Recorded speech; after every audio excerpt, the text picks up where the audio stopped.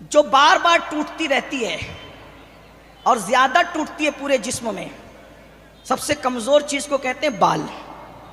بال ہر وقت تو ٹوٹتے ہیں، بار بار ٹوٹتے ہیں، ہر بار ٹوٹتے ہیں۔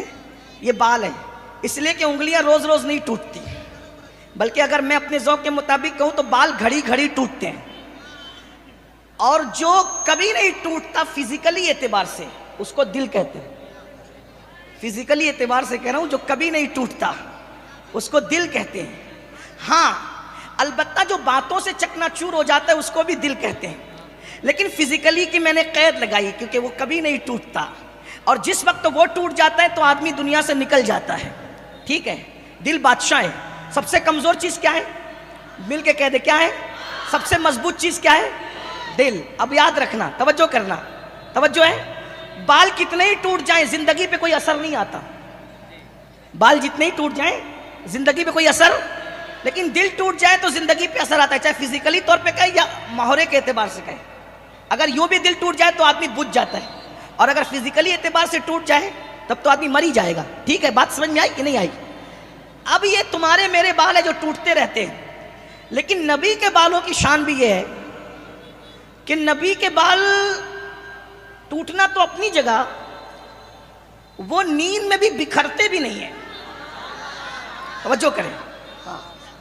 ہاں پھر میں کہوں گا، کیونکہ بات اتنی خوبصورت آئی ہے کہ اس پر دو مرتبہ ہر دو جملے پہ کہنا کہ بمبئی والوں سبحان اللہ بولے، یہ غیرت عشق کے خلاف معلوم ہوتا ہے، بلکہ اتنی زندہ دلی کے ساتھ اس کو سننا چاہیے تھا کہ قریب سے گزرنے والا بھی کھڑا ہوتا کہ ذکر کس کا ہو رہا ہے کہ پوری محفل زندہ ہو گئی ہے۔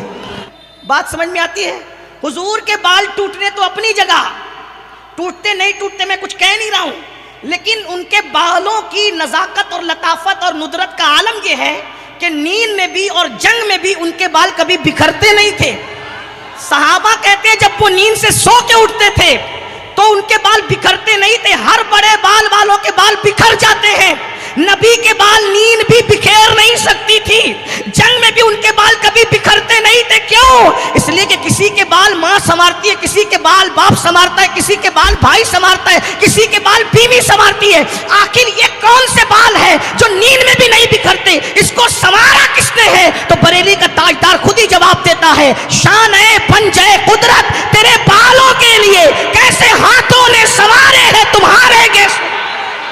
سبحان اللہ، سبحان اللہ۔ جس کے بال قدرت سنوارے، جس کے بال قدرت سنوارے، توجہ کرنا۔ اب ان بالوں کی شان کیا ہے وہ سن لیں۔ ان بالوں کی شان یہ ہے، کہتے ہیں، اور انہی کی بات کر لیتے ہیں، کہتے ہیں کہ بزم ثنائے زلف میں، بزم ثنائے زلف میں میری عروس فکر کو۔ علماء بیٹھے ہوئے، نعیمی صاحب ہمارے بہت اچھے عالم، ابھرتے مقرر نوجوان عالم، علامہ سجاد برکاتی صاحب بھی موجود ہے۔ میں کوئی تشریح کرنے کا علمی حق نہیں رکھتا، طالب علم ہوں، لیکن آپ کو سمجھانے کی کوشش کر رہا ہوں۔ اتنا تو حق ہمیں بھی حاصل ہے کہ ہم کچھ کہہ سکیں، بلغوا انی ولو آیا کے تحت ہمیں بھی طالب علم کے حصے سے حق حاصل ہے کہ ہم کچھ کہہ سکیں۔ توجہ ہے آپ کی؟ بزم ثنائے زلف میں میری عروس فکر کو۔ اگر اہل علم یہاں موجود ہے تو غور کریں، کہتے ہیں کہ کوئی ایسی محفل سج جائے جس میں احمد رضا کا عنوان ہو نبی کی زلفوں کی شان۔ میں اپنے عنوان سے ہٹا نہیں ہوں، میں اپنے عنوان پر ہوں، لیکن آپ کی توجہ چاہتا ہوں۔ کیا نبی کے زلف کی شان بیان کرنے کے لیے کسی محفل میں احمد رضا کو بلایا جائے اور کہا جائے نبی کی زلفوں کی شان بیان کرو، تو جب نبی کی زلفوں کی شان میں بیان کرنے لگوں تو میری فکر کی دلہن جب نبی کی زلفوں کی شان بیان کرنے لگے گی تو وہ کیا کہے گی؟ فکر کی دلہن کیا کہے گی؟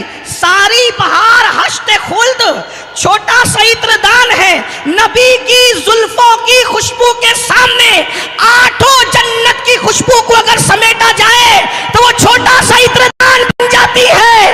اب بتاؤ، جس کے بالوں کی خوشبو کے سامنے آٹھوں جنت کی خوشبو اور بہار ایک چھوٹا سا عطر دان ہے، جب خوشبو زلف مصطفیٰ کے سامنے آٹھوں جنت کی بہاریں ایک عطر کی ڈبیا بن جاتی ہے، آٹھوں جنت کی بہاریں ایک عطر کی ڈبیا بن جاتی ہے۔ یہ خوشبو زلف مصطفیٰ کے سامنے جنت کا حال ہے تو زلف مصطفیٰ کا عالم کیا ہوگا؟ اور جب زلف مصطفیٰ کی یہ شان ہے تو قلب مصطفیٰ کا عالم کیا ہے؟ اب یہ قلب کیا ہے؟ قلب مصطفیٰ کیا کہتے ہیں؟ دل سمجھ سے ورا ہے، ورا ہے، میری سمجھ کے باہر ہے نبی کا دل. مگر یوں کہوں غنچے غنچے راز وحدت پہ لاکھوں سلام. نبی کا دل اللہ کے رازوں کا گنچا ہے، گنچا گنچا گنچا. اور اسی گنچے کو اردو میں کلی بھی کہتے ہیں، اور اسی کلی کو عربی میں زہرا کہتے ہیں. اب تلاش کرو نبی کے خاندان میں زہرا ہے کون؟ اللہ اکبر. تو پورے خاندان مصطفیٰ میں ایک ہی ہستی ہے جسے زہرا کہا جاتا ہے، اور وہ